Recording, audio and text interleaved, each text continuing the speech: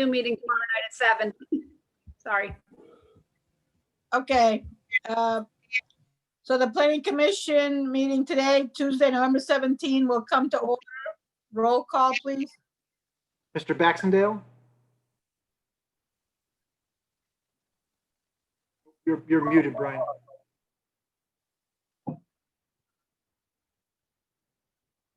Present, sorry, my apologies. Ms. Shockley? Present. Mr. Mushak? Here. Mr. Lesko? Here. Mr. Ferguson? Here. Peniston? Here. Ms. Langalis? Here. And Ms. DeMiglio? Here. Yep, all present and accounted for. Okay. First item on the agenda, we have the public hearing on subdivision 3652, 2529 Boughton Street LLC, 25 and 29 Boughton Street, proposed 2-lot subdivision. Okay, who do we have for that?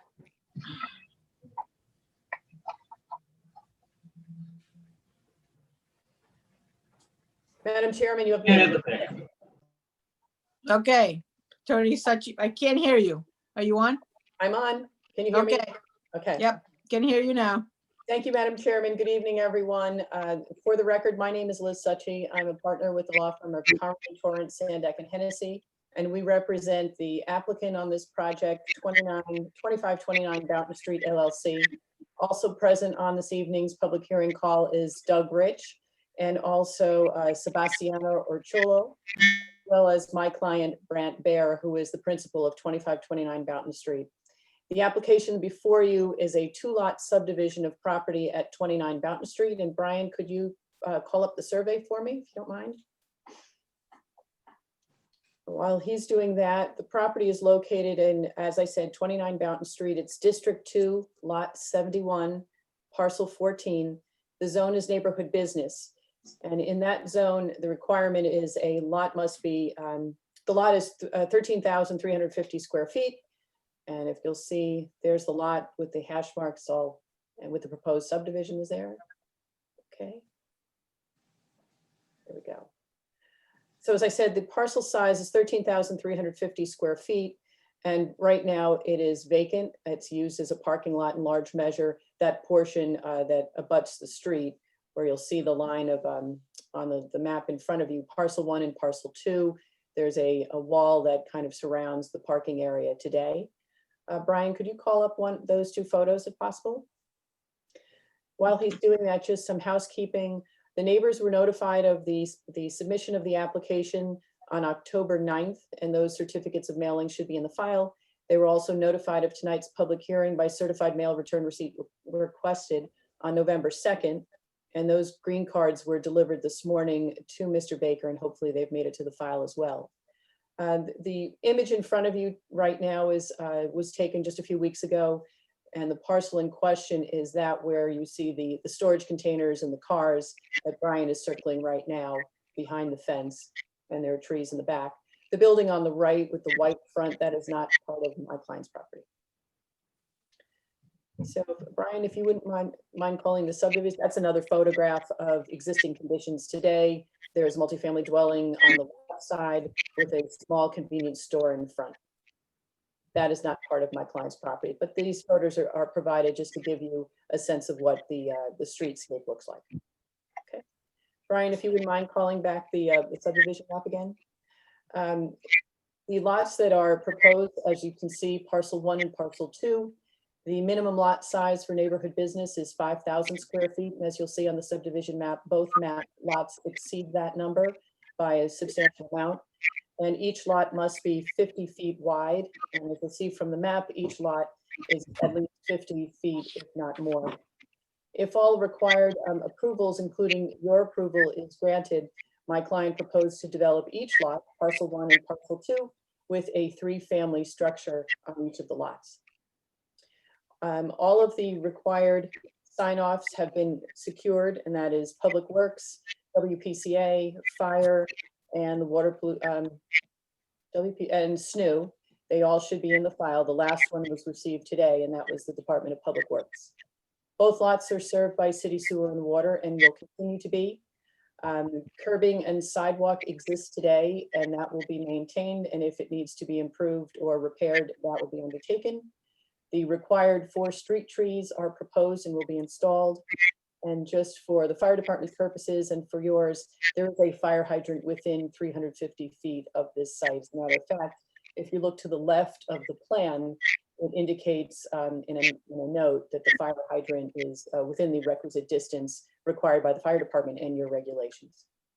At this point, I'd like to, if you would indulge me, turn the mic over, turn the video over to either Sebastiano or Doug to walk you through the proposed drainage system. And should you have any questions of me or Doug or Sebastiano or my client Grant Bear, we're happy to answer them at any time. Okay, so either Doug or Sebastiano, whoever would like to take over, who would. May I interrupt just 1 second? Sorry. Fran, do you mind muting your audio? I think it's you who's causing feedback. It's like there's a funny noise, and it's usually when someone's mic is left on when someone else is speaking. Is that correct? Is that does anybody else hear that? I haven't touched anything. Brian, whatever you're doing, I'm not doing anything at all here. Brian, can you mute Fran maybe? Thank you. Okay, so if you would, either Doug or Sebastiano, could you walk the commissioners through the proposed stormwater drainage plan? I'm not sure. Hi, this is Doug Rich. For the record, I'm a landscape architect with Atlantic Consulting and Engineering, also Fuller Engineering, Consulting Engineering and Land Surveying. I see Sebastian is on. Sebastian was responsible for doing the storm drainage, but I don't see his phone unmuted. Sebastian, are you there? All right, I think if he's not there, I'll do my best to give you sort of the brief overview. I think if you could, Brian, if you could. Hello, Doug. For the record, this is Sebastiano Urciullo. Can you hear me? Okay, great. For the record, my name is Sebastiano Urciullo, representing Fuller Engineering and Land Surveying. The proposed storm drainage mitigation system is a underground system consisting of stormwater chambers, Coltech storage units. There will be 6 per lot, which, as you can see, it's up on the plan now. And I apologize to the commission that I do not have video. The underground mitigation acts as a total retention system. In other words, the increase in runoff and volume will be captured in these gallery units and infiltrated. It'll recharge the groundwater. Our calculations confirm that this should happen within a 24-hour period. If for some unforeseen reason we have a significant storm which will exceed that capacity, we do have an overflow pipe installed. You'll see at the bottom of the screen at the base of the driveway to a catch basin, which is totally it encompasses the property. And this, again, has a 2-foot sump and will allow additional storage to happen if, from unforeseen reasons, the storm exceeds the storage capacity of the underground chambers. It will overflow into this catch basin, and in an event that it would overflow the catch basin, it would drain into the street and it would go into the storm system on Belton Street. But we do not anticipate that happening even through 100-year frequency event. Therefore, there's adequate storage with the Coltech chambers, as you see. Sebastiano, correct me if I'm wrong, but the design complies with the city's stormwater manual of 2017 issued by the Department of Public Works? Yes, it does. Norwalk's drainage manual, as well as the state of Connecticut Department of Transportation drainage manual. Just for the record, a copy of the Fuller Engineering report is in the file, and it does indicate that the system that's proposed has been designed to handle the 2, 10, 25, 50, and 100-year storm events, and is in accordance with City of Norwalk drainage manual requirements. If you have any questions for Sebastiano, I'd be happy to answer them.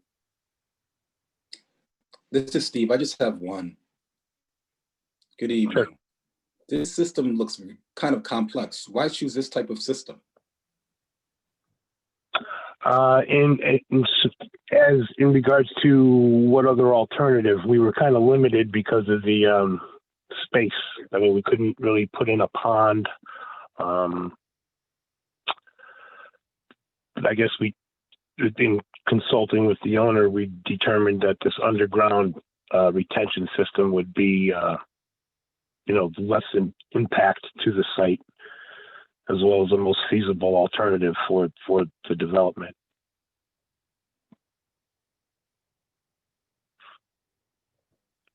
I see. Yeah, we could call reference to the drainage, the stormwater study.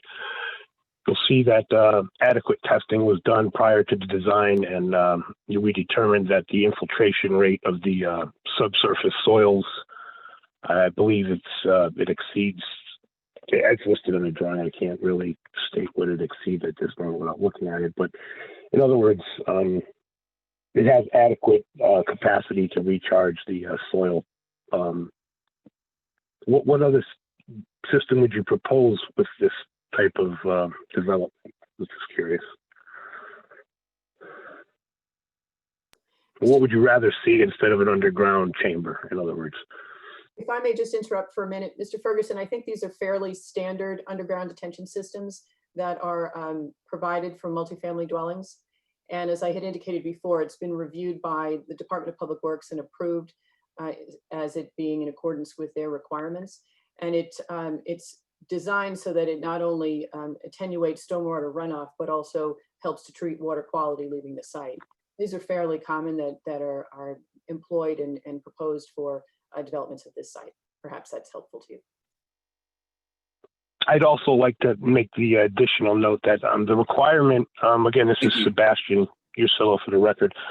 The Norwalk stormwater drainage manual only requires us to design up to the 25-year storm event. That system that you see there would actually handle the 50 and the 100-year frequency event for informational purposes.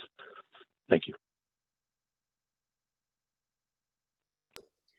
If anyone else has any questions of Mr. Urciullo or myself, Brian, would you mind just posting one of the elevations that show conditions that would exist post-development of the properties, so the commissioners can have a sense of what things would look like in relation to the other properties around it?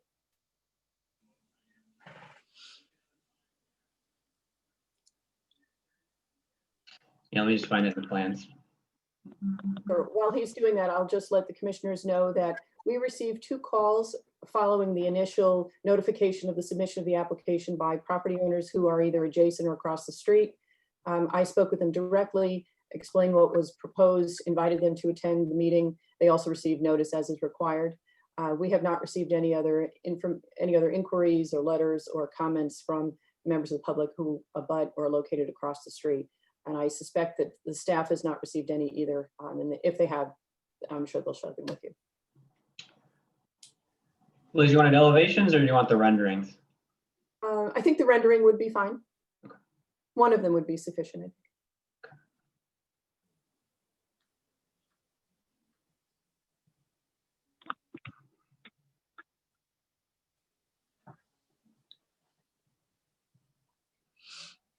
think. So to give you, just gives you a general idea of the type of structures that would be constructed. If the subdivision application is approved, the 2 lots become valid lots. You'll see on the left is the convenience store that exists today. It's as best a depiction of the conditions as we can without going to some substantial expense, but at least it gives you some scale and an idea of how it would fit with the structure to the left. And the trees do mirror the trees that are proposed, and generally the location where they're proposed. You'll see the sidewalk and curbing and other landscaping that's proposed in the front of the structures. These are the 4 street trees that being proposed by staff, These are the 4 street trees that are required. Yes, Madam. required, yep, okay. Yes. All right, any other commissioner have any questions before we open up the public hearing? Okay, Looks like Tammy raised her hand. I'm sorry. Looks like Tammy raised her hand. Okay, Tammy, go ahead. You gotta unmute, Tammy. If you were controlling me or not, Brian. Liz, thank you for the presentation. Is there any green space on the property that isn't the grass in front of the sidewalk? There is substantial green space to the rear of the buildings, and there's side yard on both sides, and the rear of the property, there's a hill in the back that will generally remain the same. But both lots will be developed in accordance with the neighborhood business zone requirements, including open space and coverage requirements, being compliant with the requirements of the NB zone. But there is green space in the back, yes. Okay. Thank you. Anybody else? Commissioners? All right, so for the public hearing, please give your name. If there's, open up the public hearing, please give your name and address. And Brian, is there anybody on?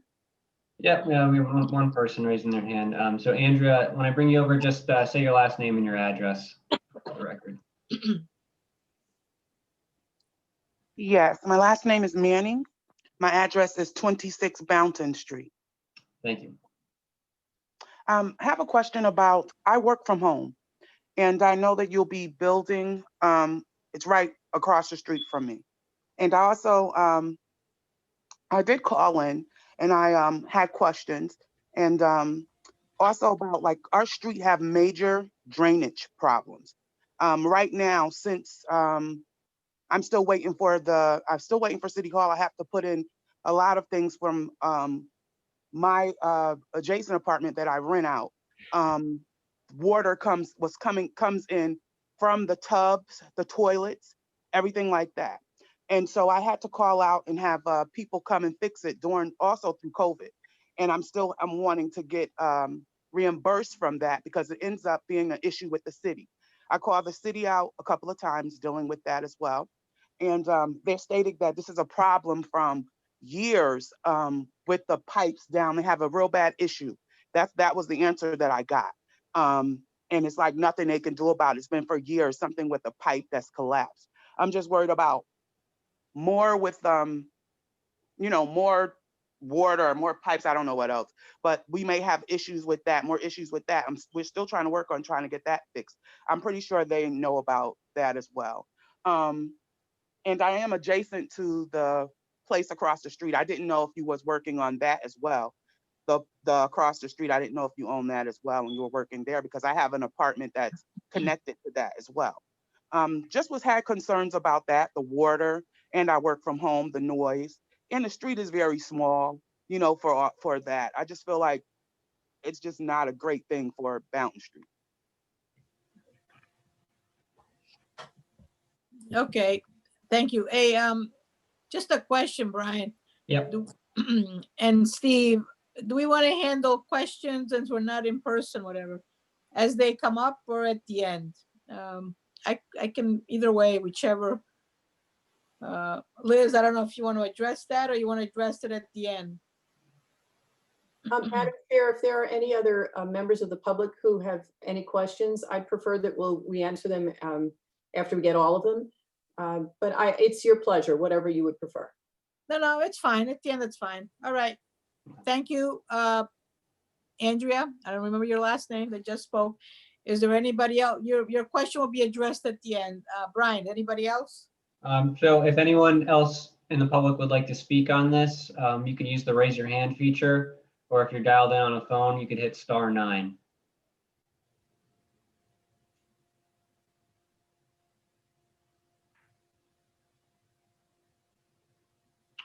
Looks like that's it, Fran. Okay, so we're gonna close the public hearing and Attorney Sachi can answer as you like. Thank you, Madam Chairman, and thank you to Andrea. I apologize, I didn't hear your last name, but thank you for taking the time to come out and speak this evening.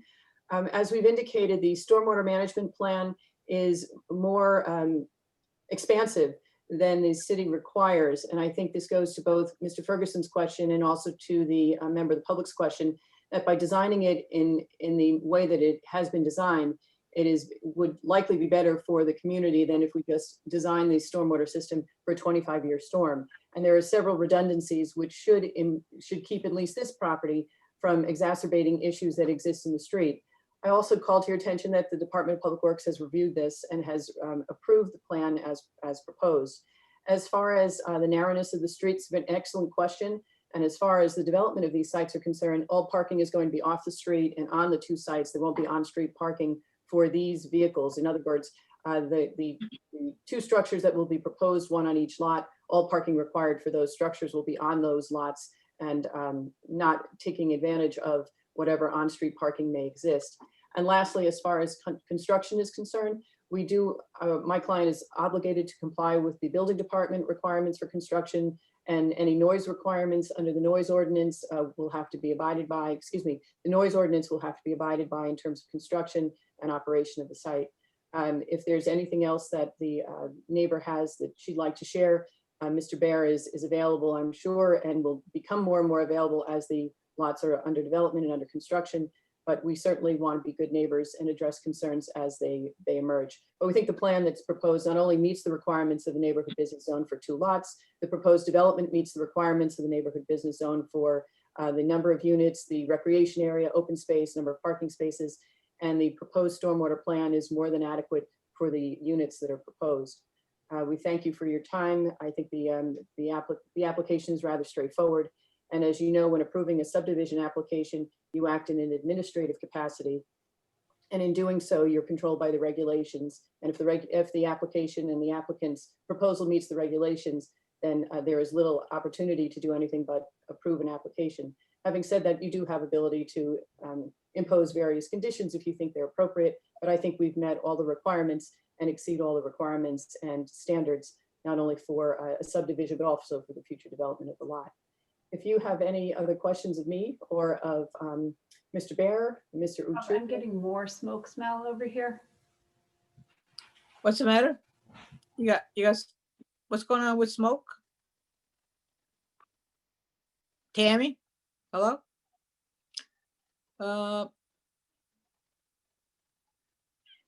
Anyway, Fran, thank you.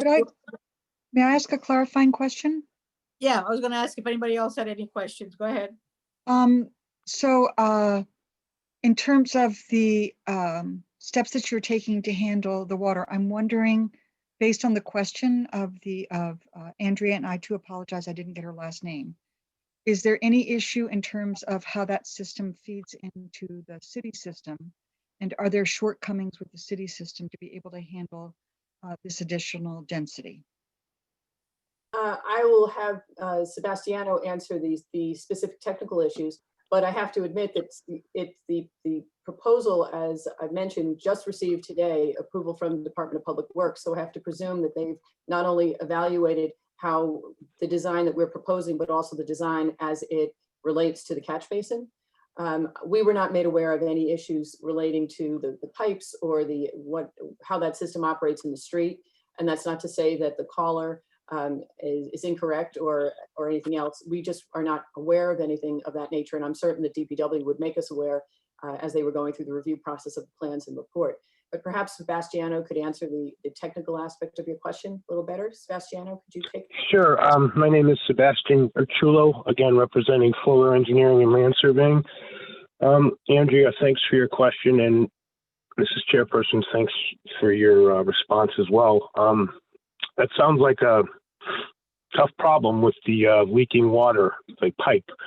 It also sounds like an underground pipe issue. Our proposed stormwater mitigation system will handle any surface runoff.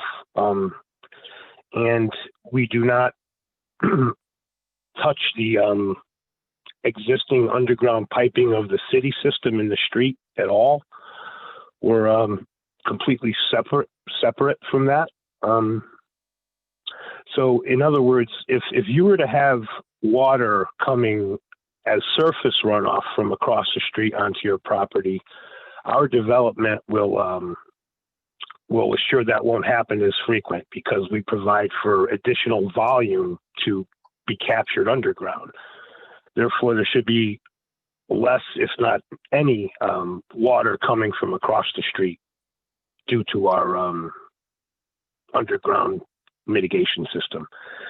But it seems like your leaking water pipe is an underground. Who knows if it's a storm drainage system, if it's a water supply system, but it seems like that further investigation would definitely need to happen there. Thanks. Steve, can I ask a clarifying question of Steve, Fran? Yeah, go ahead. Steve, is there anything that, or any question that we can ask in terms of seeing how this interfaces with the city infrastructure? Because even though I understand the parameters of the approval we're being asked to consider, if there is an issue that's interfacing with city infrastructure, I'm just wondering if there's any question or anything we can do to follow up on what might be an issue, because we certainly wouldn't want to exacerbate that problem in the neighborhood if in fact it's a problem. And I don't know what is our ability to address that or raise that issue. Could you advise? Yeah, I think the engineer was correct based on what Andrea stated. It sounds like the water is actually backing up. So it's probably something with the existing drainage on her property. That's where that elevation is related to the city infrastructure. I can, if I don't know if we got her address, I can touch base with Public Works and talk to maybe Vanessa over there and see if they can have somebody go out. And I don't know, maybe they have already, but I'll follow up to make sure if they haven't that they do. But the surface water is how they're handling, their responsibility for what they have to handle versus the underground water. But I think the two problems are different problems, or hopefully there isn't a problem with the drainage proposed as part of this site. That's something that we follow up on. So say post-construction, there's an issue, that with drainage and surface water runoff from the applicant's property, we would work with them to correct that. But the problem across the street sounds like a different kind of issue. Fran, may I speak for a moment? Go ahead. Fran, Andrea, can I say something, Fran? Or Mike, you want to go, Mike? Oh, did you want to? Oh, will you do? I'm sorry. Yeah, I just real. I didn't see a hand raised. Just real quick. Go ahead. Sorry, just real quick, Mike. I'm sorry. It only takes a second. The issue that Andrea mentioned and the question that I posed about the drainage system had to do with the city piping years ago. If you're looking at Oak Street coming down, there was a problem with the pipe that was backing up in the neighbor's home. So I'm sure DPW will have some kind of information on that. I'm not sure the details, but I do recall there being a city piping problem with backup water on Bound Street behind coming down from Oak Street across from the park. Okay, Mike, go ahead. Well, Andrea had mentioned a toilet and a sink or a tub. It was sanitary fixtures. So that's a separate system than our stormwater system. Although in some older parts of town, they are actually connected still. But I think the city has been for 20 or 30 years, that's required by the state now to separate stormwater and sanitary. Some of the really older houses still have their gutters coming off their roofs going into the sanitary sewer, which is where your toilets go. But that's now illegal, and the systems are different. So everything we're talking about with across the street right up till now has been the stormwater system, and that catch basin would go into a stormwater sewer under the street, as opposed to a sanitary pipe, which is what the toilets and tubs and sinks would go into. So they're two separate systems. So one issue shouldn't be related to the other. But if there's a problem with the sanitary sewer, then that's a question worth asking. But we're combining two systems here as we're discussing this. I just wanted to make that clear to everybody. Okay, Steve said he was gonna follow up with DPW. You know, the applicant does have DPW's approval. Are there any other questions that we have? Okay, Looks like so Brian's raising his hand, Fran. who is? Brian. Brian, oh, Brian, go ahead. You muted, Brian.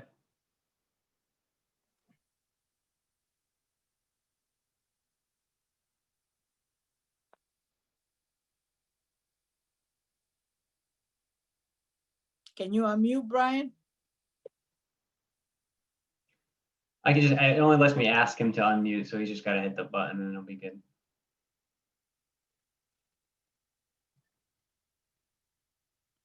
Give him the hand signal.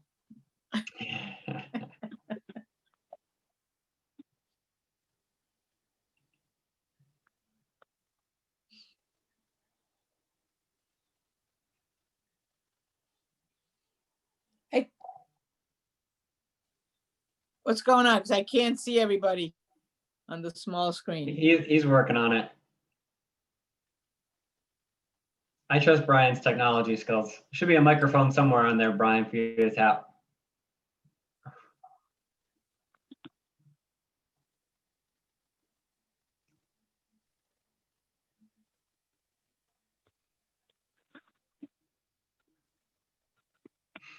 Right, There you my go. screen wasn't responding. I do apologize, the mute button was there. I just wanted to say it's probably an unnecessary comment on my part, but I do believe when we have a citizen, such as I believe the name was Andre Manning, bringing that sort of issue to us, we should definitely make sure, and I'm pleased Steve has done this, we'll take it up with DPW to make sure it has no bearing on this particular application. Yeah, I just messaged Andrea. Andrea, if you didn't see it, there's a message chat function. So I sent you a message through Zoom and I gave you my email address. So if you want, you can email me the specifics with your address and the items, and then I'll connect with somebody at DPW. Thank you, Steve. Okay. Any other commissioners? Okay, so we have, you know, all of our material was emailed. I have the resolution here.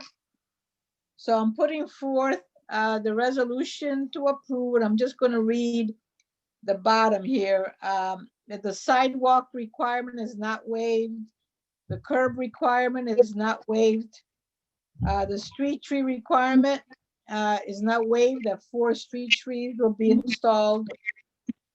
And if approved, as we take the vote, this approval shall be November 27, 2020. So I put the motion on the table to approve this subdivision. Do I have a second? Second. Okay, all in favor? Aye. Aye. Any opposed?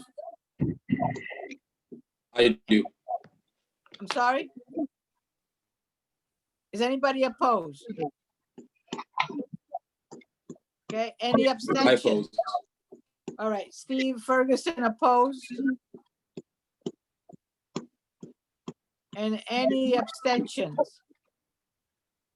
So that we can have some clarity on the drainage. I'm sorry? So that we can have some Your connection's a little choppy, Steve. Steve, I can't hear what you're saying. Fran, would it be helpful to do a roll call vote? Yeah, do a roll call vote. Go ahead. Okay. I'm just going to go by how I see the names on my screen, just so I can keep track. Ms. Shockley, this would be voting.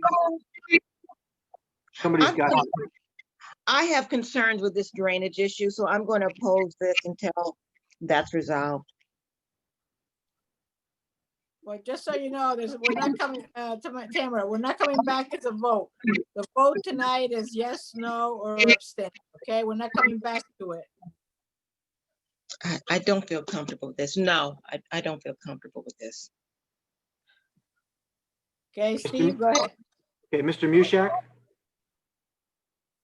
That, if you'll. That's a yes. Yes. Ms. DeMeglio, Yes, Mr. Ferguson, No, Ms. Langallis. Oh, you got to unmute, Tammy. Something's wrong here.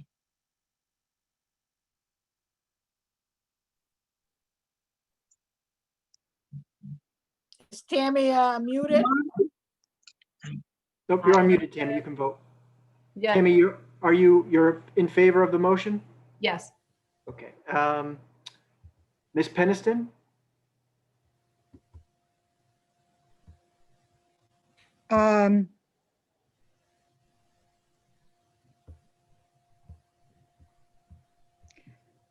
May I ask a question? No. Can this come back after that the questions are answered about the drainage? Because I also agree, I'm concerned about the drainage. I know No, we're saying it's different systems, but we can't ask this. It's a straight yes or no, right, Fran? right. No. Mr. Baxendale? Yes. And Mr. Lesko, let me unmute you because I think you're the feedback source. No, now you're muted. John, can you unmute yourself? Unmute, hold on. Yes, I approve. Let's do it. Let me do a math count here. So that was 1, 2, 3, 4, 5. I think 5 in favor, 3 opposed. So the motion carries. Okay. All right. Thank you all. Applicants and all, thank you. Okay, we're going on to the second public hearing, subdivision 3653. Davis and Tina Mangold, 33 Yarmouth Road, proposed 2-lot subdivision.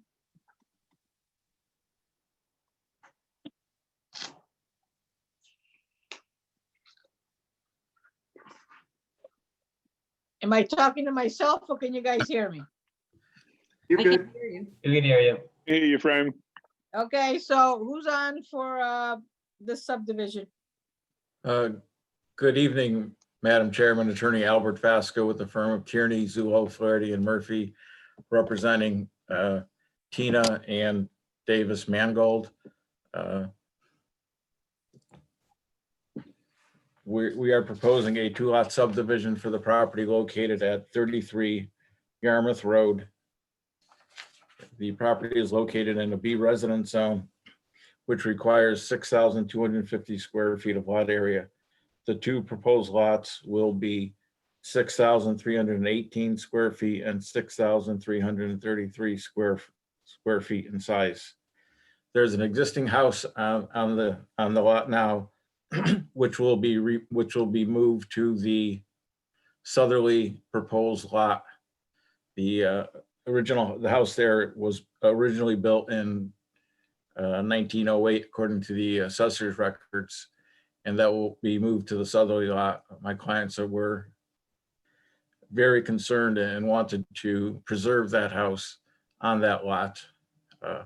My clients own property that abuts the other proposed lot. They own property on Westmere, and they bought this property to basically preserve the house that was there and also to create some open space behind their property located on Westmere Street.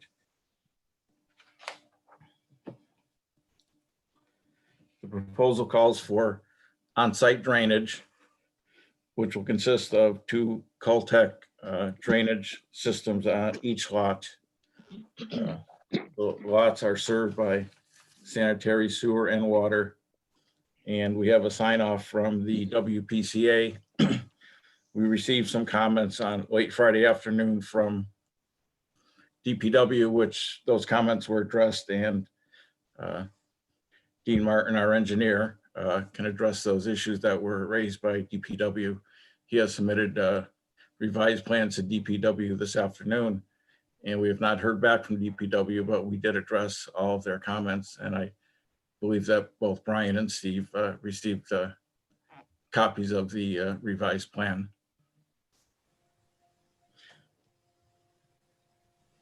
So you don't have approval from the DPW right now? Not yet, no. We got comments from them late Friday afternoon. We addressed those comments. We've submitted new plans to the DPW.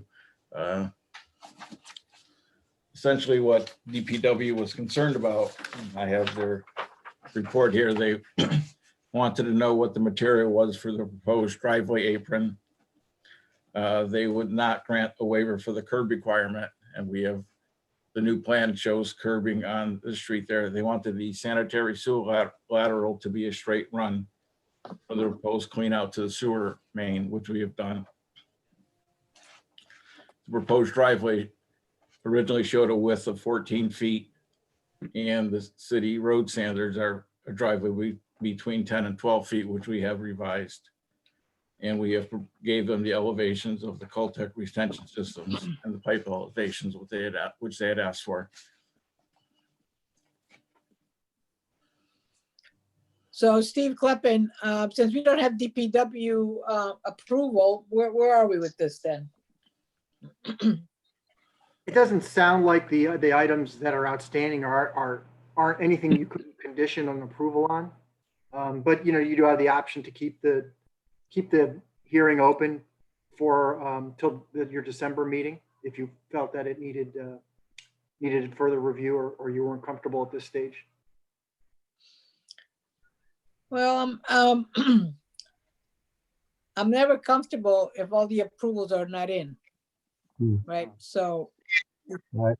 I agree. We're talking about row 8. I think we should wait for the approval. I think we should redo the parking or the driveways to be to spec to make sure everything's done correctly. Are any other approvals pending? We have not heard from the fire marshal. We had sent the plans to the fire marshal when we first filed the application. The actual fire marshal, Mr. Sawyer, is out having had surgery. He indicated that I should talk to his assistant, Mr. Kirk McDonald. I've sent him several emails.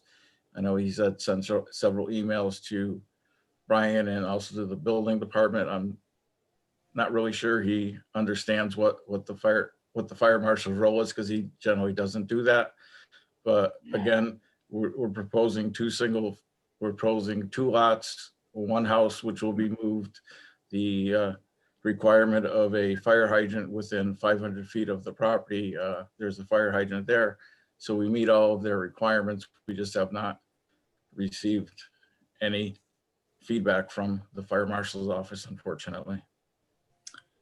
Well, Mr. Vasco, I'm gonna move that we keep this open, because I don't like to, when things come up, when they come to the planning commission, we'd like to see all of the approvals come forth. So if you haven't been successful with the fire, there's other fire marshal, if you will, or I don't know if they work for Mr. Sawyer, whatever. Anyway, so if we don't have all the approvals, I'm gonna move this to the December meeting.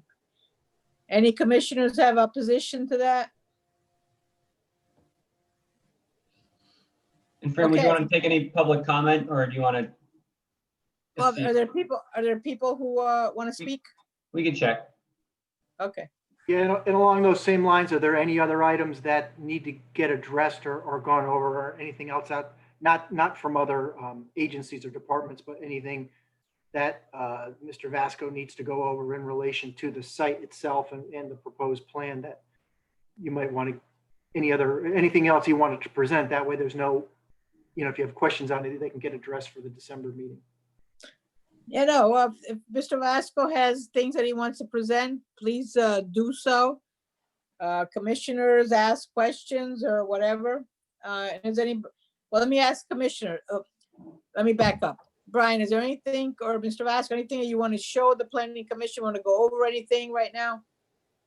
No, I think Brian had showed the proposed 2 lots on the plan and where houses could be located on the 2 lots. The house that is being moved will be on the southerly lot, and that's shown on the plan. And again, as I said, the northerly lot, my clients at this time have no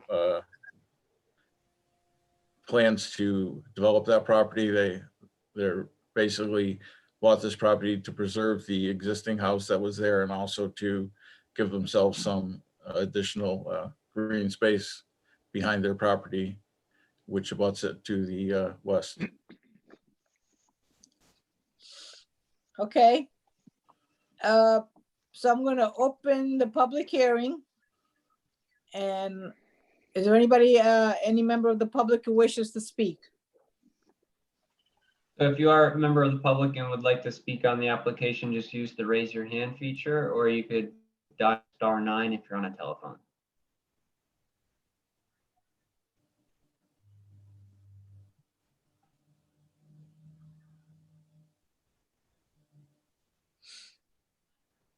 Not seeing anybody, Fran.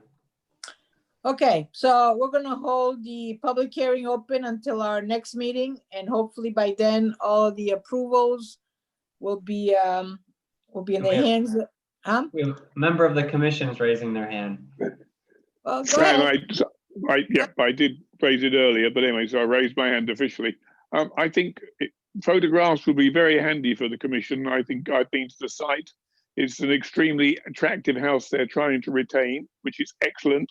I think the overall will look good. It's a good basic plan. And I understand your reservation in waiting until we have all the final approvals. But just like with Book Street, we had renderings and pictures of the current site. I think pictures of that site would be handy, bearing in mind we're again going to come back to commission. Well, Brian, I can even provide you with pictures if you like. Since you bring this up now, I was gonna bring it up later. So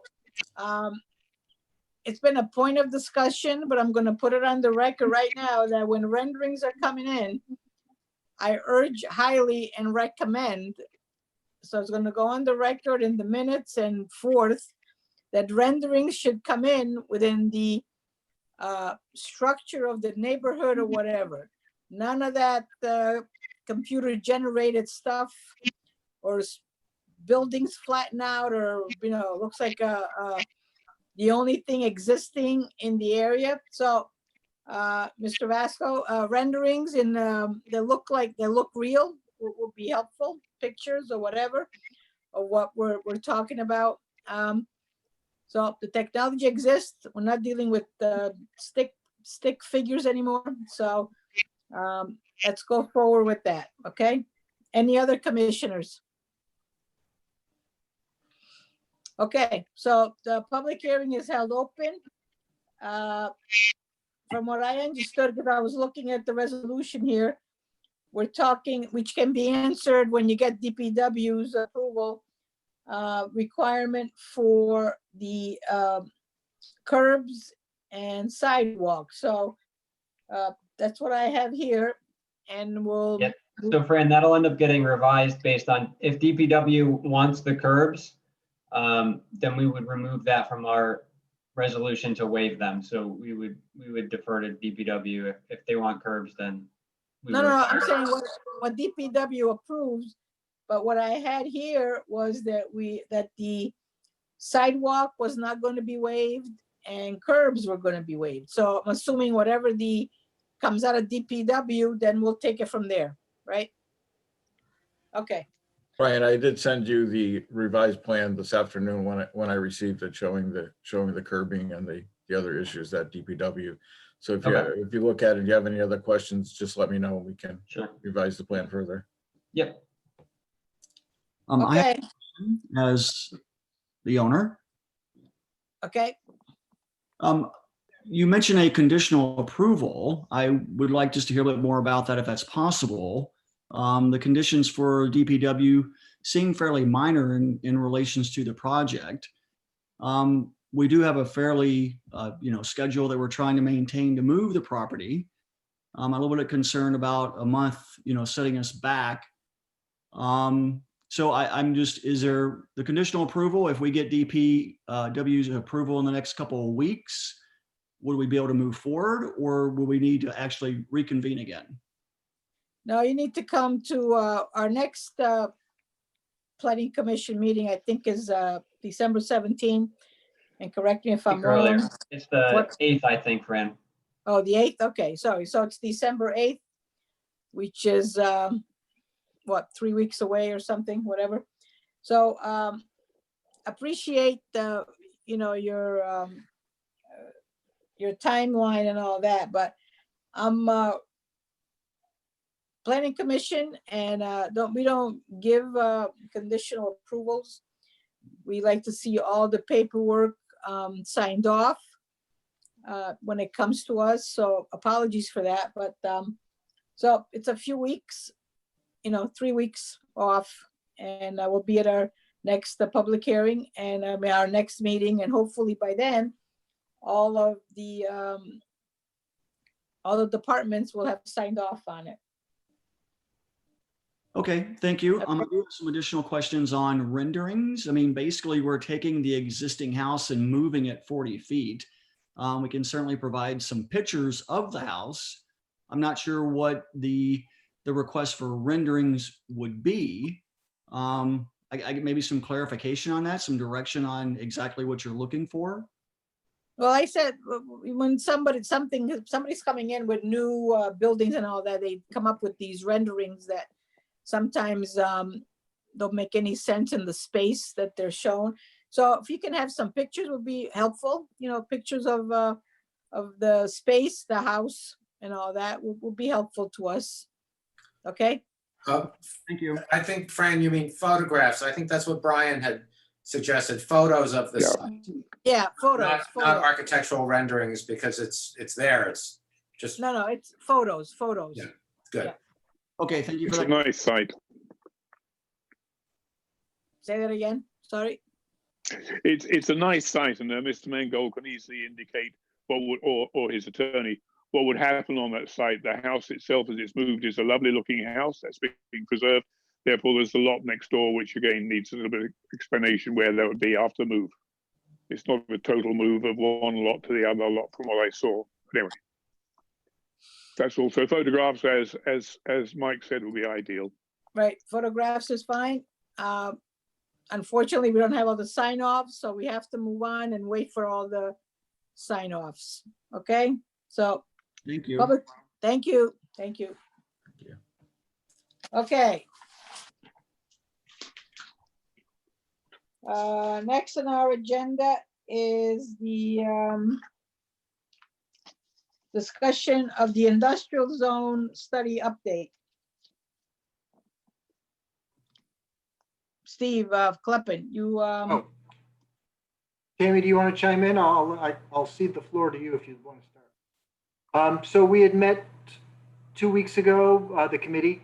The consultant team had put together a list of businesses and entities that they wanted to have discussions with. So they started doing those last week. Staff's not typically on those calls just because it's usually whoever they're talking to is more forthcoming if they're not talking to the city. So we'd rather have them give honest answers and about whatever they're feeling. So the consultant team has been talking with different folks. That'll probably go on for the next week or so. They sent me an email yesterday, which I need to respond to them by tomorrow, which is like a list of survey questions. And they want to get my feedback on that before it goes out to the rest of the group. So Tammy, you'll probably be getting an email at the end of this week or beginning next week with the draft survey questions. And once the committee reviews those and makes comments, then they'll push out the survey. So they're kind of in the next phase of their data gathering and understanding baseline conditions and the issues going on. Once they get that sort of wrapped up, then they'll start working on concepts and recommendations and things for us to consider. Tammy, you want to chime in on anything? Yes, Steve, I would still really like for UTIL to have the commission look at these properties that they are considering in the study, because I think most of our experience in these properties is very limited. And I don't want to speak for the other members, but I know mine is, because most residents don't have a lot of experience going into these industrial properties unless they just happen to do business with one of them. So I'm going to keep requesting that. And if there are opportunities for us to work a little bit more directly with UTIL that isn't in a Zoom meeting, maybe it's, I don't know if it's allowed, but something outside of just these Zoom meetings where a participation is, I think, really sort of thwarted. Okay, I'll email them back about that and then see what the best juncture is to do that. Because I imagine there'll be certain areas that will have recommendations that are more pronounced and will have more impact that you'll probably want to get a firmer handle on.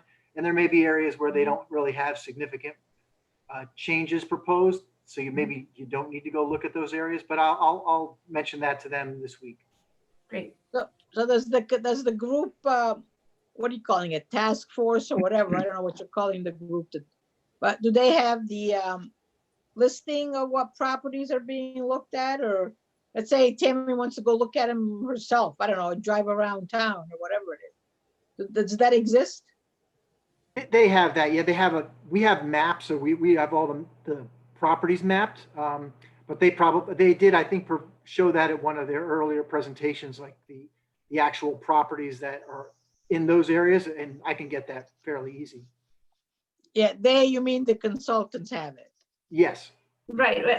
I think it would be helpful if all the members on our task force had that exact list, because it's rather vast. There are a lot of businesses that exist in Norwalk that we might not all be aware of. Yeah, so I can have them put the list together, maybe in just a spreadsheet with the addresses, and then have the business names tagged to those addresses, because sometimes you have one address and it can have 8 different businesses operating out of there. So that way you'll know, what's on site. Some of them you might not be able to get access to because obviously they'll be, fenced off or gated off and you can't get on, but at least you'll know where they are and what's behind the gate. Well, I think that would be very go ahead. helpful. So that would be really helpful. Thank you. That's what I would propose. So if on your own, in the conditions that we're in, you want to drive by or whatever it is, you have it on a map and you have the opportunity to see it physically or whatever. I would propose that would be helpful to everybody. Yep, Okay. that's easy. Okay. All right. Anything else on the industrial zone? Nope. Okay, then we move on to the minutes. Everybody got a chance to read them? Let's Yes. first of all, let's unmute everybody, okay? So we don't have to go who's muted, who's not muted. Unmute everybody so we can speak. So I read the minutes and there's two things. One is, let me get to the minutes here. When we were talking about the wall, the POCO, and we're talking about the architecture, and I know I never said that the building should be made look old. We were talking about the ambiance of the structures, not that the new building should be looking old.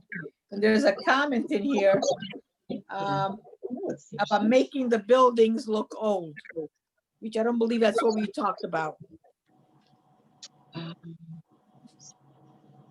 Is Diane on? I am. Okay. What You page know, are you on? Fran, could we have people mute? There's a lot of feedback. I know it's easier if everybody's not on mute, but I'm having a hard time understanding what people are saying. Could we mute while people are talking? Okay. Well, I'll mute afterwards. Let me see. I think it's on page 3, I think. Building, let me see. That's halfway down. Yeah, something about making the buildings look old. Yeah, look old. One, it's like the paragraph before the resolution. You see that? It says should be constructed to look old since it isn't in a historic area. That wasn't the discussion about they should be constructed to look old. I think the comment was about blending in with the rich history of Wall Street and some existing architecture, you know, like we talked about the portal windows on the bank over there or the arched windows. So that statement there, constructed to look old, is wrong.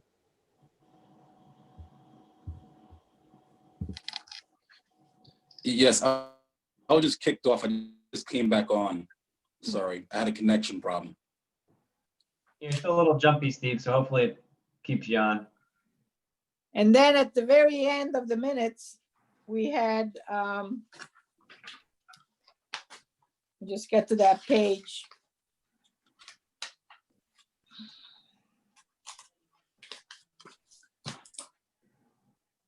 It says, the very end, before adjournment, it says, Mr. Megler said there will be a nomination from the floor next month for planning commission roles. So it's not planning commission roles, it's election of officers. There'll be nominations from the floor on the election of officers. Thank you. Anybody else have any changes? Fran, can we just go back to your made to look old? I think what people were trying to say was to use the historic character of the neighborhood in designing the buildings. And the conversation was that Mike, I think, mentioned that you don't try to copy something exactly to make it look old, but that you can use different materials to sort of complement and reflect the historic nature. And, you know, part of what makes the area interesting is it does have some sort of historic character, and we want to enhance that. I'm not sure if preserve is the right word. I think enhance There's the a historic, distinction. I think enhance the historic character is a better wording. Thank you. I also don't see my And comment. may I just make a point, Fran, on the minutes? Go ahead. Basically, also, I think it was probably Michael Weisbrot indicated that they were in discussions with our particular architect to look at how the design could be enhanced. I don't think that's picked up here, because they were looking at further enhancements to the actual design and finish of the building. Right, we were also talking about a design review board and, you know, if we have that.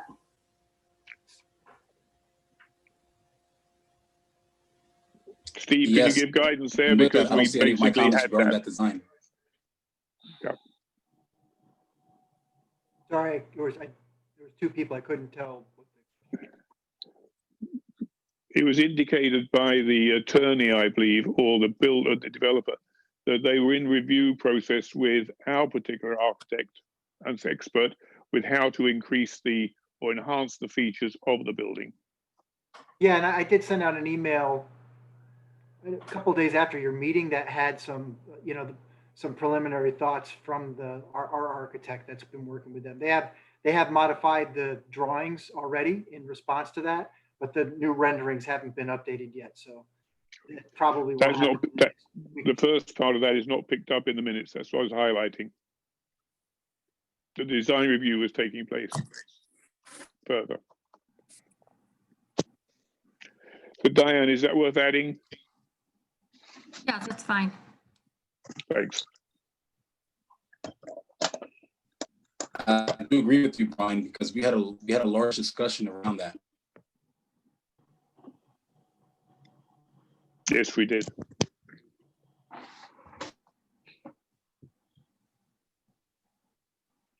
Well, am I talking now? Go ahead. Go ahead. I think Diana does a good job of summarizing these long discussions, and we don't expect verbatim. But I think what everybody's saying is valid and is adding important points. So not to look old, but to enhance historic character, not to, it's under current design review. Yes, these are all important issues. But I have to just say that I actually do appreciate the summaries in general that Diana does, because that's not an easy job to do, which is summarize one of our discussions, which can, I don't want to say heated, but we get passionate about subjects, and it's a lot to put into minutes. And so anyway, I'm just putting that on the record. Yeah, we're not, we've known Diane a long time, so she knows how we are here. We're not picking on her. We're just making some clarifications to the minutes. So appreciate your words, and Diane, it's not, we love you, right? Yes, of course. Okay. Okay, anybody else? All right, so I'm gonna propose that we approve the minutes with the stated changes as we have them, okay? Do I have a second? Seconded. Okay, so Brian is a second. All in favor? Aye. Aye. Aye. Okay. I think, Mary, you have to abstain because you weren't there. That's right. That's right. Thank you. I was going to abstain when you called for abstentions. Okay, very good. All right, then, we approve the minutes. Next is the 2021 meeting schedule. Yeah, I'll pull that up if you want to take a look. yeah, I know Fran and I, we had exchanged emails about adding a third date to review the capital budget meetings. Right now, you have January 26th and 27th as the tentative dates to do that. So, for those who've been through that process, it's 2 very long nights. Sorry, that's my dog barking at something. Sorry, she's barking at the movie. So I see, Steve, I see here. Well, let me go back a minute. I went crazy one night when I got this email from with the scheduling from Angela, the financial people and stuff. So, we used to pull out all-nighters, going from 7 to 1 o'clock in the morning and even 2 o'clock in the morning, and walking in the dark parking lot. But we had if I can call it fun, we had pizza and we take a break and all. So I told Steve, I said, we're not going to do Zoom for 5 hours or 6 hours. And I wanted to break up the capital budget hearings into 3 nights or 4 nights, and not the same week or whatever, based on, and to work it around the schedule that needs to be met. There's some hard dates that we have to meet for submittal and all that, right? So I'm thinking, and see how you guys feel, like a 6:30 to 9:30 or a 6:30 to 10, but not beyond that. And because it's not, by the time you get to midnight and you're looking at the numbers, none of us are that clear. So Steve, I don't know what this, is that January 13th on here? Is that proposed? I mean, I see 13. Yeah, that one, Fran, is just a regular meeting. And then the 26th and the 27th would be specifically reviewing capital budget requests from departments. So we would add either a 3rd or a 4th date around either the week. I think week before is probably better. But working with those dates. Well, I would propose that, and if you guys got to work with the finance, but whoever, or whatever the scheduling is for everything to, and if we have any, because then we have February, yeah, we're going to hit against the 3rd, which is what, a public hearing, I think. Yeah, that's right? the public hearing date. Yeah. Yeah, February 3rd is the public hearing. So look at the week before is the first date, and like I say, you base it on 3 hours at nighttime and who goes and how we get through all this. And also depend, when are we gonna get the books, right? I mean, usually, we've come down to the wire to get the review books, even though over the years it's gotten better. I think last year we had a little bit more time. So I would propose that the schedule be worked, that we have at least 3-4 nights with a back Breaking up, Fran. of a half. How do the rest of you feel about that? I like the idea about bringing it down to shorter times. I like the Say that 6:30 again? to 9:30 or 10. I like the 6:30 to 9:30, 10, Fran. Yeah. Yeah, I think the okay. other thing Steve had mentioned was kind of trying to group, not put all the long ones together and just put, a long one with a few of the short ones to kind of get those out of the way before we, Board of Ed takes a long time, so not putting them with DPW or Parks and Rec that take, most of the time up. Well, take a look at what the smaller ones are, or what we presume are going to be big issues, if you will, right? So maybe the first night we look at the smaller departments, and then stagger out the big departments that take a lot more time, and deservedly so. It's a lot of money and big budgets that we have to deal with. So I'm looking at it as doing it, more, if I can use the word, more pleasant for all involved as we go through this. Okay. Any other comments from the commissioners? I agree. And I think it's rude to have some people hanging on for 4 or 5 hours, especially on a Zoom meeting, just sort of anchored at, they're, I guess it's no different than they're waiting in the hallway, but it's a real burden to have somebody sit for a Zoom meeting for 5 hours and then they're the last to be called. So I think this is a better, considering the pandemic and these remote meetings, that would be one reason, but it's also those late meetings were just grueling. So I'm happy to split it up. And, to be honest, personally, I'm not doing anything else. I'm not going on vacation. I am not going out to the movies. And I'm probably speak for most people. I'm like, I look at the schedule and I'm like, I know I'm not doing anything for the next 6 months.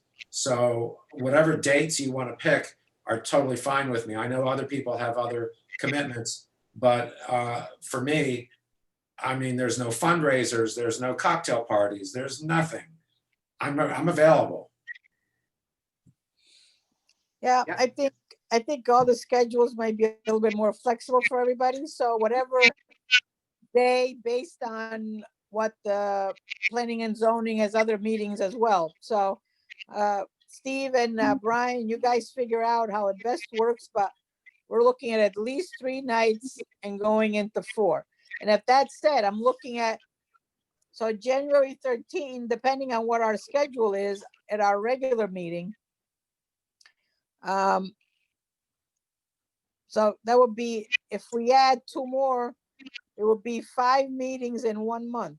But like I said, we have to structure it better for everybody and based on your schedules as well. Okay, so. Can I add something? Go ahead. Could we ask if there's a night that is just not good, like eliminate a Thursday nights for anybody? For me, any night's okay, but like if we look at the week before, would Wednesday, Thursday be better, or would Tuesday, Wednesday be better?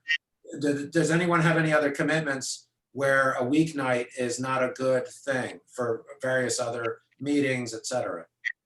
Monday's not good for me. I have other meetings. Mondays? Monday's, Fran, that's all. Okay. And that Monday before, the week before, is Martin Luther King Day as well. So that obviously would be an option. But anybody else have any other I'm sorry, Fran, I'm like the chair and I don't want to be chair. No, I was gonna say, if Steve and Brian come up with a possible schedule, if they can send it out to us, and then we can, look at our personal schedules and say yay or nay on what it looks like. So this Yeah, way, people can be, they can be advised, departments, right, as to when these meetings are gonna take place. We'll get, Brian and I have been participating in the preliminary reviews with the finance team on the individual capital requests. So we'll get the full list from Angela, and then we'll come up with a draft schedule of which groups are going to go what night. And maybe if we tell them now, like, here's what we're thinking, give us any conflicts now, we can book them now. Like Brian said, we'll like put one night, we'll have Board of Ed on with but we'll put the 4 or 5 smaller requests before that, so you could barrel through those quick, and Board of Ed will monopolize the majority of the meeting. Go from there. Yeah, but May when I you, ask- real quick, when you say approve those quick, if it takes 2 hours to approve those, that's not quick, right? Because the Board of Ed might need a But- whole 3 hours. Yeah, that's what I'm saying. But if you have like a department that's got one request, and it's one item that you can dispatch fairly quickly. Same with, you get several of those where they don't have much to go over. Okay, Mary, sorry, go ahead. I don't have a good suggestion, but I'm wondering, those of you that are already thinking about doing the budget in the time of COVID with Zoom calls, I would be really open to any creative suggestions about how to be more efficient in this process, because I agree that with Fran, that having really long hours, we're not going to be very good. So I don't know if there could be any thoughtful suggestions about how we could really hone in what are the really key issues for us. And I don't have a good suggestion for it, but I sure would appreciate some suggestions about our being able to really get to the meat of things that we want to. So as I wish I had a good suggestion, I'll give it some thought, but I'd love some suggestions or some discussion about how we can get more to what's most vital for us to decide about in a more efficient way. It comes down to a lot of getting the binders out to you guys with the information from each department request, because the faster you guys get that, the quicker you can come up with any questions on any requests. And then, the quicker they can turn around that information to you guys, so you have it for their meetings. So are you Yeah, suggesting that we would if I submit can questions suggest- beforehand?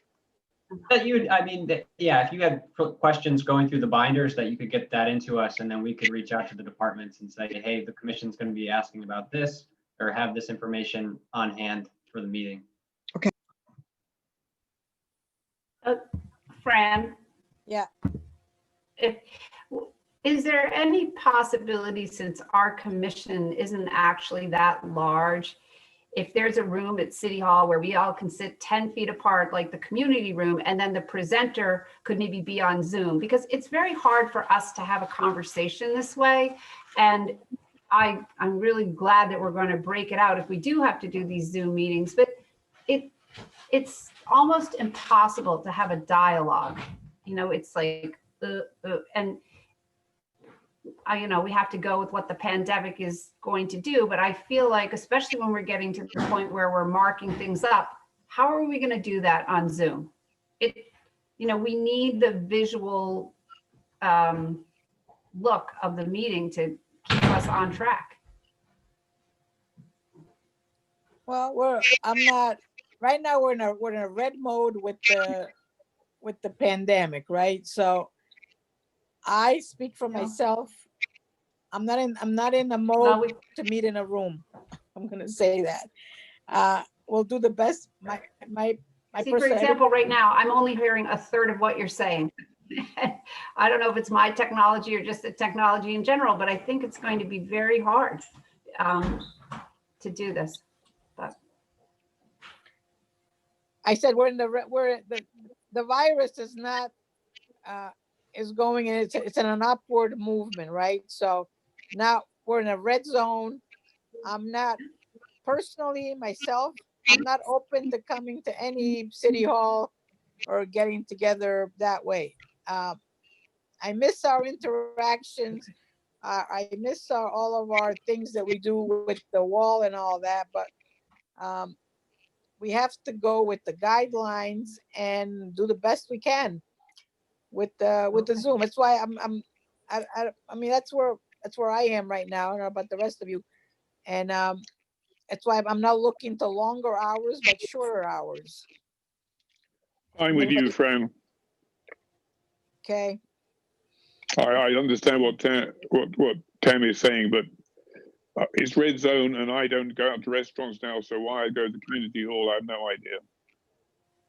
And I think just from a public health perspective, we just don't know where things are going to go. And that's why I'm asking, is there some way we can have a process to suggest some creative ways to deal with this? I'm just wondering, you know, this is not a good suggestion, but just as an example, if people had access to 2 screens, is it possible for us to be sharing one screen where we're seeing one thing, another screen where we're seeing each other's faces? Or is there some, I liked Brian's suggestion, if we have questions, can we get them in earlier? Is there some way we can frame this, we can have a more effective discussion? I just think we're going to have to figure out some way. Excuse me, I'll be right with you.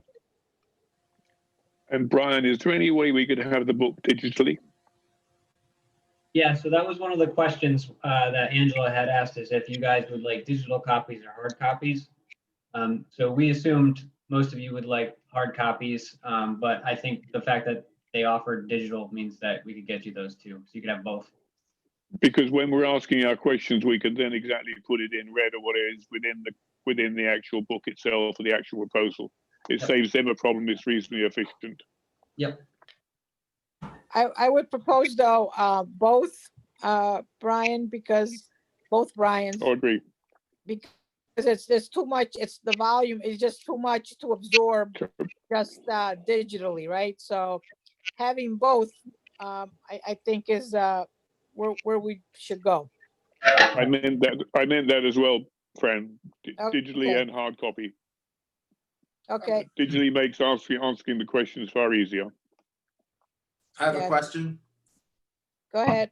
Brian Baker, can you do a live shot? You know how you share a screen with graphics and your files. Can you do a live share screen with when you're writing on a chart? Yeah, I kind of figured. Yeah, what I'll do is I'll have our Excel spreadsheet up, and I think as we punch in numbers, you can see me type them in, and so then we can kind of, if that's what you're getting at, Mike, and then. Yes, like in real time, we can have the shared screen, so we're all looking at the, because everybody seems to be saying, you know, Tammy brought that up, and others, you know, you want to look at the chart, you want to see what's up on the wall. And then basically the wall would be, you know, on the screen, but I think this is doable. I certainly don't want to endanger anyone, especially with, you know, Fran having been through what she's been through. I think she would. I know, Fran, you'd be very uncomfortable coming into City Hall during this. This is a pretty tough time, so we'll have to just make it work. Yeah. Okay, any other comments on the schedule? We can only do the best we can with what we have, you know, what we have on hand, then that's where we are. Okay, all right then, so everybody, I want everybody to unmute. We're gonna go to the election of officers, and we need everybody's voice to be heard. But okay, so we have Brian Baker. Why do we have all that feedback though? We haven't had it in the past. I don't want to call anybody out, but it is some connections. Connections? Yeah. Tell that person privately if you don't want to share it out. Okay. Send a text. Okay, so we have election of officers for chair, vice chair, and secretary. We'll start. I haven't heard from anybody so the secretary, right now, Mike Mushek is there. And I will nominate Mike again for secretary. Do I have a second?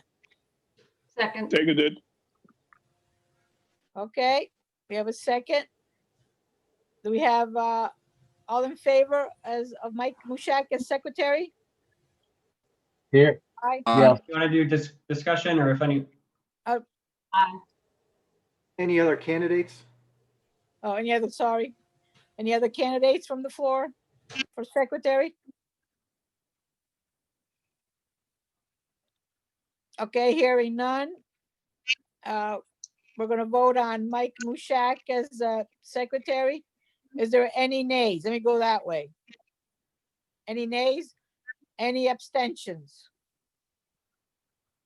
Okay, so thank you, Mike, for being willing to serve as secretary. of the Thank Planning you, Commission. Fran, for the nomination. Thank you for the nomination and thank you for your votes. I'll do the best I can to be the secretary. Okay, thank you. All right, so now we go to vice chair. Do I have any nominations for vice chair? I would How like about to Steve? nominate Steve Ferguson for vice chair. Highly I'll qualified, second. skillful, professional, and experienced. A second. Okay, we have a second. Are there any other nominations for vice chair? Okay, we'll vote the same way. Are there any opposition? Any opposed? Any abstentions? Okay, hearing none. Congratulations, Steve. It's a tough job. I'm Congratulations. getting gray hairs already. But the pay is Yes. really good, Steve. The compensation's worth it. That is awesome. I love the overtime. The perks are incredible. Yes. You know, I got this job to get out of the house. Now I'm stuck in the house. And am I allowed to propose for the chair now? Go ahead. I'd like to propose Fran DiMeglio for the chair. I think she's Second. done a great job keeping us all in order. We seem to have lost Tamara. Is there a second? Second. We need a second for the Tammy's nomination. Second, Fran. I second that. Okay. Any other nominations from the floor?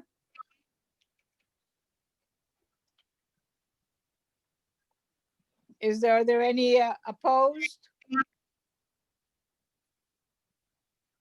Any abstentions? Well, I want to thank you all for your, past support, future support. We argue, but we always come together. I like to think that we leave our politics, and I think we do at the door. And when we come in, we try to do the best job that we can for the city of Norwalk. So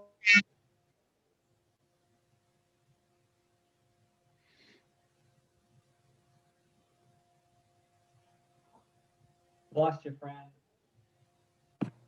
She Fran's froze. frozen.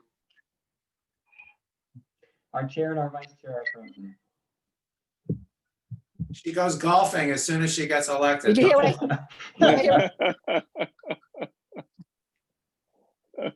did you, Brian Baker, did you guys hear what I said or no? No, we missed a lot of it. No. So I'm gonna go back, see if you can hear me. I said, I wanna thank you all for your past support, for your future support. And I like our planning commission, we argue, but we always come together, and arguing is part of the process. I like to think that we leave our politics at the door, and at the end, we do what's best for the city of Norwalk.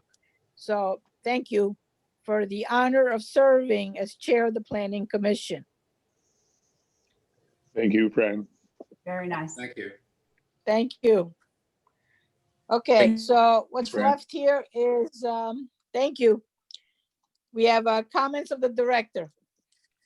Nothing further at this time. Anything new on staffing or anything? Are you filling positions or what's going on? We're moving pieces on the chessboard very slowly. I don't know if you know, Brian got a promotion. Did you know that? Did I tell you that last time? No. No. No, but I see that he's signing his name as planner. Is that the promotion? Or Yeah. I'm not going to let him leave the planning commission just yet, though. So you'll see his. congratulations, Brian. Thank you. Steve, do you want to say anything about the South Norwalk TOD? Oh, yeah, thank you. Yeah, if you want to jump in, go ahead. So there was the, I think that Fran had mentioned this maybe 2 months ago, that the redevelopment agency is looking at some different scenarios for a multimodal transit facility down at the train station, also looking at the best way to utilize the city parcels that are there and considering all the development that's going on in the neighborhood.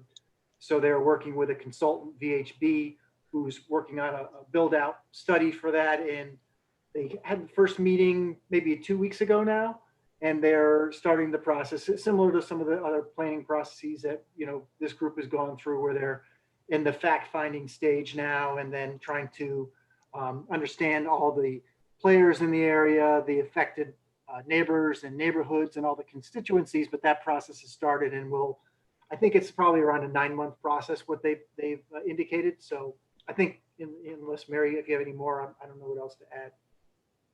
No, I just thought we should say something because also it's going to be another one of these processes where I know particularly after the East Norwalk thing, even though Steve, you pointed out it's very different, what we're talking about, the kind of development that we were talking about in East Norwalk than around the Sono Transit District, that I still think the issue came up again about making sure that we're getting, that people that have an opinion and that are affected can have an effective way of being able to voice, and that people don't discover late in the process. And I know it's complicated by COVID, but I think that we want to pay attention to that. So I'm really glad that at least you're making the Planning Commission aware of it, and that I'm hoping that the consultants, who I very much like, will figure out creative ways to make sure that we can address this earlier on rather than later.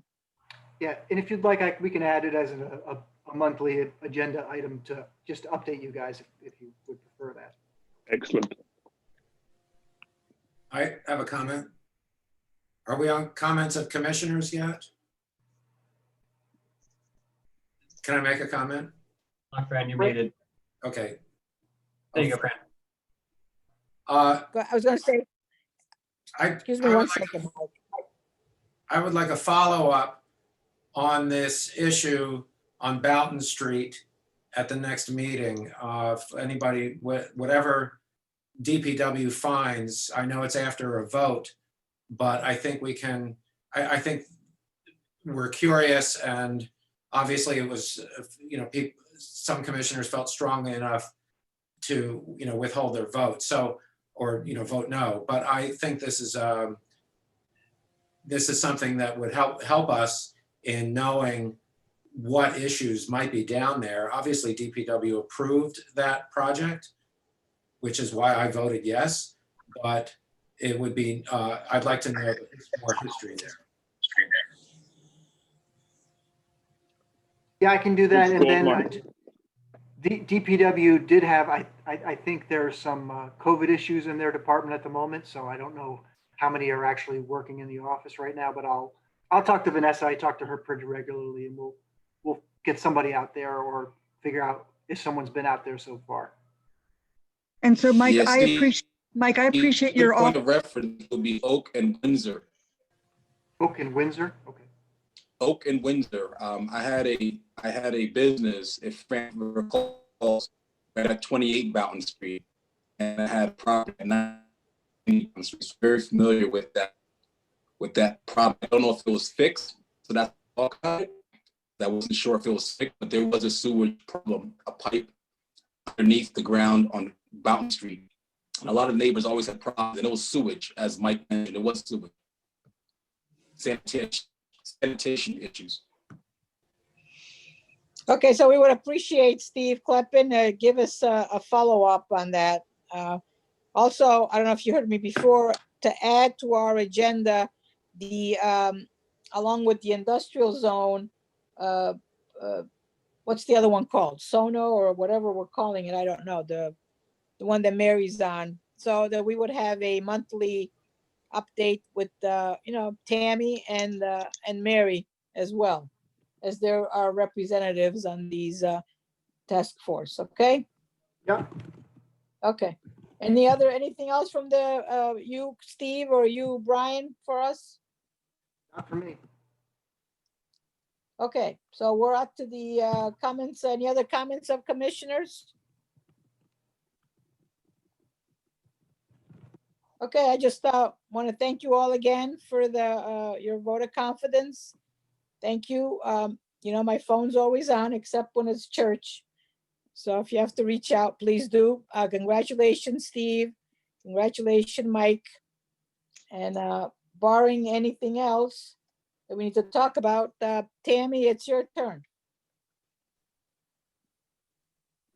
Okay, I was Yes. just, thanks, Fran. Congratulations to you and the others. Are any people actually working at City Hall right now, Steve My whole department's in. or Ryan? Yep, our whole department's in. And there's other departments in too, but a couple different departments, they had individuals that had COVID, so then people were exposed. So now they're, some are isolating and quarantining and some are coming back in. So they're trying to sort out schedules. But I know DPW got like a week ago that kind of hit right there. So far, knock on wood, we've been lucky and trying to be as careful as we can, but we're thinking about trying to space people out more and keep some people home or stagger schedules, something to add redundancy and then make sure, we can keep functioning if somebody does get sick. Okay. Yeah, just a quick question. What happens, since I haven't needed anything there, but do people come in, make appointments? Does the public come into City Hall? Yeah, you can go into, so if you need to like drop something off, they set up 2 kiosks within City Hall right now. So the customer service folks are manning those. You can still make appointments if you needed to see somebody. Like we've had a few appointments, sometimes people, it's probably some meetings are a little better in person than Zoom, to Tammy's point. So we've done that. We try to encourage Zoom whenever we can. I think it's just, for some of my meetings, it's been more productive with certain individuals not having them come in, but we have had some people come in by appointment. So applicants are coming in with their applications and discussing them? Very, very rarely. Most of the time we'll do that via Zoom or email, try to encourage them to submit everything electronically for permit purposes. All right, thank you. Okay, anybody else? Okay. Is there a motion to adjourn? Make a motion to adjourn. Is there a second? Second. Okay, Second. thank you all. Be well. Good night, everybody. And we'll see you on the. Good night. Keep safe. Good night.